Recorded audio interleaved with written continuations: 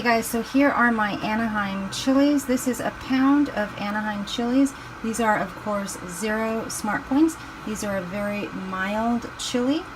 So we need to actually roast these so that we can get the skin blackened and we can be able to peel the skin off. So unfortunately our oven is not working at the moment. Most people will actually broil these chilies until the skin turns black, flip them over, and then broil the other side. The skin will be black, and then that's when you can peel the skin off. So we need to grill these until the skin turns black. So what I'm going to do is I'm actually going to cook these on this hot griddle here. I've actually just sprayed the griddle with this cooking spray. It's a vegetable cooking spray for 0 smart points, and the peppers are 0 smart points. So we're going to put these on the grill and just let them cook on both sides until the skins turn black. So I'm pretty sure I have room for all of them. Yay! Okay, that's the big one. Okay, so I'm going to let these just cook until the skin turns black, and then I will flip them over. So I've turned the chilies over, and this is what we have so far. Unfortunately, we are only getting the char marks at the point where the chili is touching the grill itself. So if you had it in an oven on broil, you would have the whole surface getting black, and also if you had it on a flame, you would also have the whole surface getting black. So we're going to try something different here. We're going to actually give it some flame and see if we can get them more evenly charred so that we'll be able to peel them better. So here we go. I'm just going to run the flame along the side of the peppers. And this is going to take forever. Okay, it's a good thing I have a lot of patience. I'm going to do this for a minute and I'll show you guys what it looks like. Okay, so what I'm going to do to try and get them more evenly blackened is I'm going to use this pan and press down to flatten the chilies as much as possible and get more surface area exposed directly to the hot plate. Okay, so you can see they're all quite a bit flatter now, and when I turn them over, there's more surface area that's been exposed to the heated pan, so these will be able to peel a lot easier. That one needs to be smashed more because we need to get this part here browned better. That one looks great.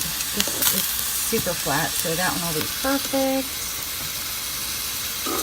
So once these cool a bit, this part will turn a little more black, and then when they cool completely, we'll be able to peel them off. So I'm going to do this one a little better. Okay, so the chilies are ready to go. They are as cooked as they are going to cook. They are nicely browned or charred on both sides, so we're going to take them off the heat now and just let them cool off.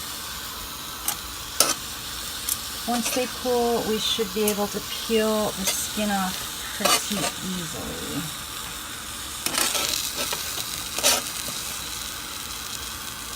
I'm going to guess, except for this giant one, I'm going to guess these are maybe like 2 per person size, depending on what else you serve with them. I mean, we're just having rice with them, so I would definitely do at least 2 of these small ones.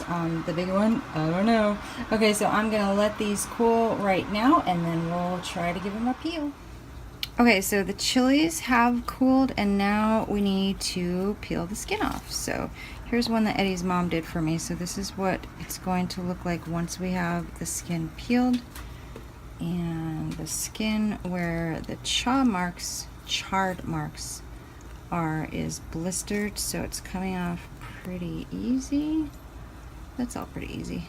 I think the green part that isn't charred is not going to come off, but actually it looks like it is, so that is good.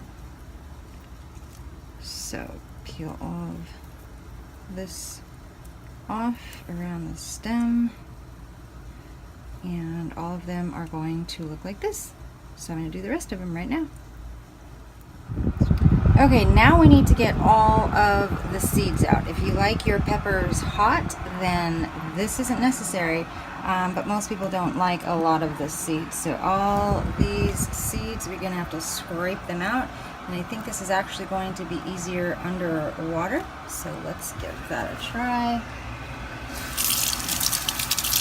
Things are a little bit slimy, so this is a lot easier. So I'm going to just slide all the seeds out, and then I will put these on paper towels to dry. 2 more, come out, you. No. Are you also taking out the white veins of the chilies, because it's also another area of where the heat comes from? Yes.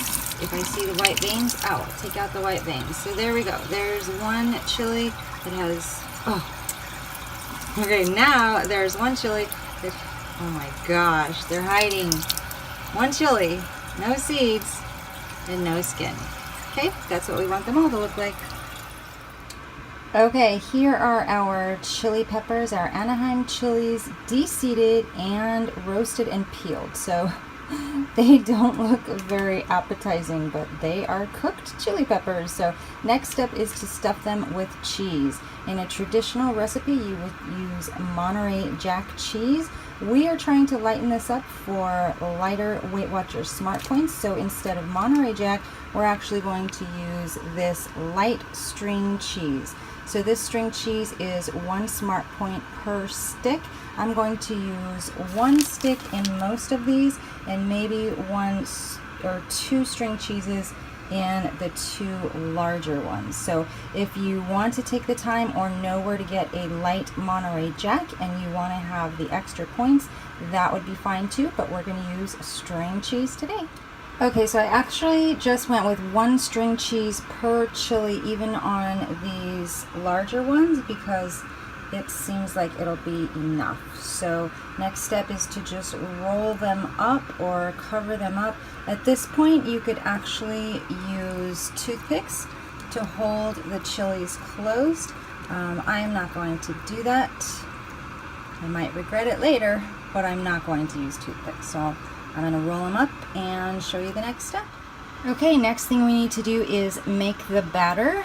For traditional chili rellenos, you would separate the egg and the egg yolk, mix up the egg whites, and let them get nice and fluffy, and then add pancake batter.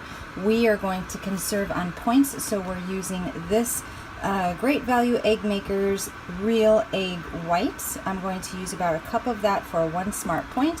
And then to help make the batter fluffy, I'm going to use this Kodiak Cakes, the protein pancakes.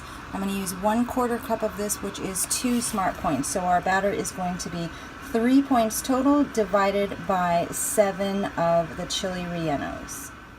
Okay, we're just about ready to fry these guys up. So in order to help the egg batter adhere to the chili relleno, I sprinkled another 1/8 cup of Kodiak pancake mix on top of the chili rellenos. So that's 1 more smart points.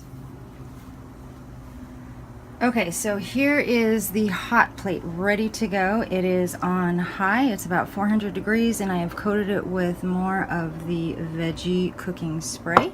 So we're going to take one of our chilies and just coat it in the egg batter and plop it on the grill. Both sides, and plop it on. Next one, it would be awesome if we could put them all on the same griddle. This one is falling apart. That one's mostly cheese.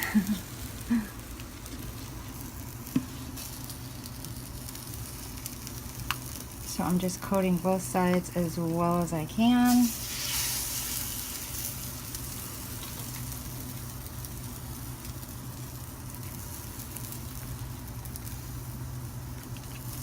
So I probably did not need a full cup of egg batter, but we are going to use more of it on the top as the rellenos cook.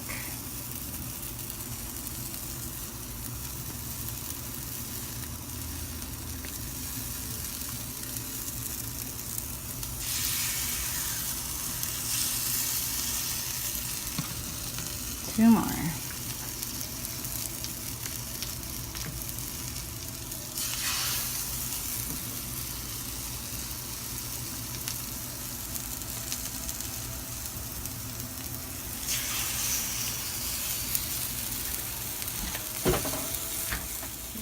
So they're already starting to brown on the one side. I was going to add a little more batter, but it looks like we may not need it. That one totally just fell apart.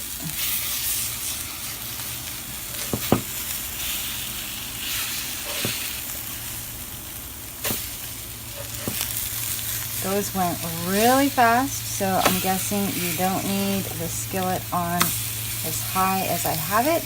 I'm going to go ahead and add a little more batter on the top because that's what Aunt Rose did.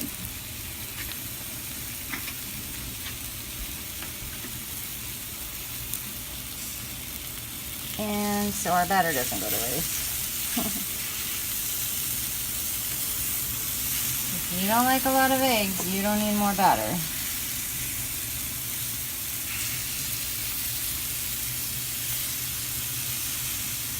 And that's probably good. So see, I still have probably at least 2/3, no, probably at least 1/3 to 1/2 cup of egg batter left.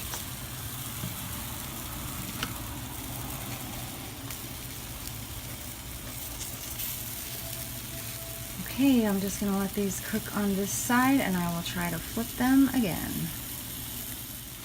Okay, so here's what they look like. They're just about done. I'm just waiting for them to crisp up and cook all the way.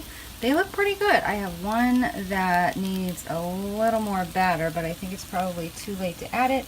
And I have one where the cheese is coming out, but other than that, I think they look pretty darn good. So that's it, guys. It was not super difficult, just time consuming, especially for me because I never cook. And believe it or not, this is the first time I've made chili rellenos. You probably guessed that. Anyway, I think they look pretty good. I'm super excited to taste them. And I'll show you a picture with the final smart points per chili relleno when they're done.